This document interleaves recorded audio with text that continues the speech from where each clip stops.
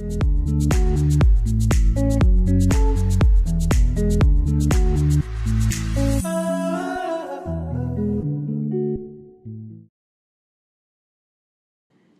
you looked around in Harvey, where I live, you would see broken concrete, half fences, dead grass, older guys standing out drinking loud, cars, older cars, some broke down, driving up and down the streets, younger kids hanging out, loud, just gloomy, depression, just people that's just looking for a way out, any way that they can. Thought I found a way. Thought I found a way, yeah. But you never go away. So I guess I gotta stay now. Oh, I hope someday I'll make it out of here, even if it takes all night or 100 years. Need a place to hide, but I can't.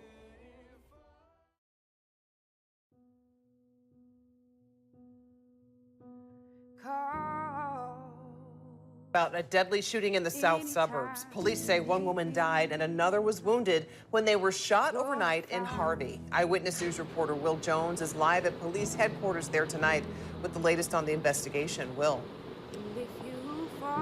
Karen, Harvey police have some good leads in this case, and they don't want to jeopardize their investigation by releasing too much information, but they are confirming they have a person of interest in custody.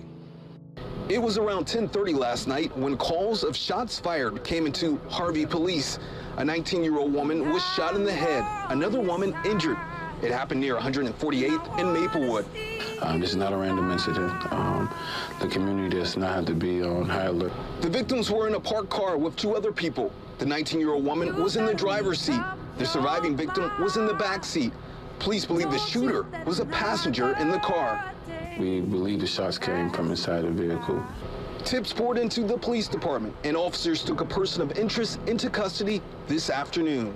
Through canvassing the area, we were able to be pointing in the direction of a potential person of interest in this case. Investigators say the shooter has known the victims for a short period of time, but they're not saying the nature of that relationship. It's unclear what led up to the shooting. Detectives are interviewing the person of interest and plan to speak with the woman who remains in the hospital tonight. As soon as they allow us, we are anticipating interviewing her and gaining more information about this incident. The woman who was injured is in critical but stable condition tonight. Again, police do have a person of interest in custody. No charges have been filed. We are following a developing story right now. Charges could be coming today for the man accused of killing a security guard in south suburban Harvey. Yeah, CBS 2's Mike Puccinelli is live at the Harvey Police Department with a closer look at how they captured him. Good morning, Mike.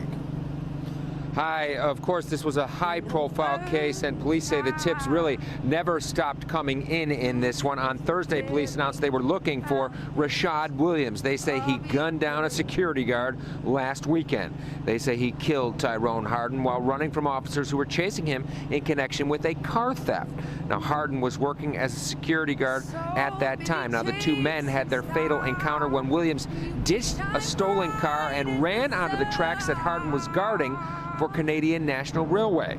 Witnesses reported hearing more than a dozen shots. Police say Williams also fired at someone else in addition to Harden. Investigators say the 24-year-old murder suspect was arrested late last night in Chicago Heights. He was seen walking with grocery bags, and he was approached. He attempted to run, but he was shortly apprehended in the foot pursuit. And police say they expect Williams to be charged with first-degree murder, possibly as soon as today. Harden will be laid to rest this upcoming weekend. Reporting live in Harvey, Mike Puccinelli, CBS 2 News. Lionel? Mike, thank you.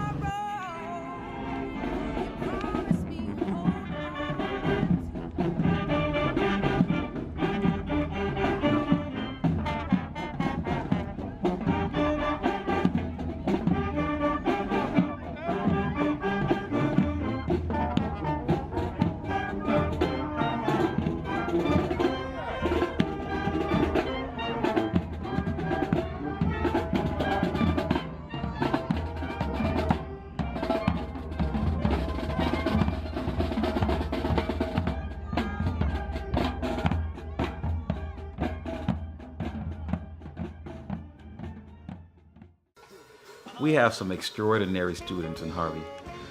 We are proud to say that all of our students, when auditioning for college senior year in high school, they receive scholarships. 100% of our students receive scholarships. We try to help our students through the difficulties of life using the basic concepts of musical performance.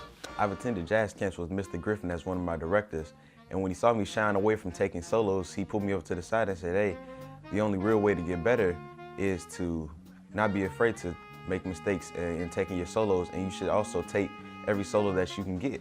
And getting out there and making mistakes, that has helped me learn, and I can also apply that concept to different aspects of my life. That has not only made me a better musician, an improviser, but has also made me a better student overall.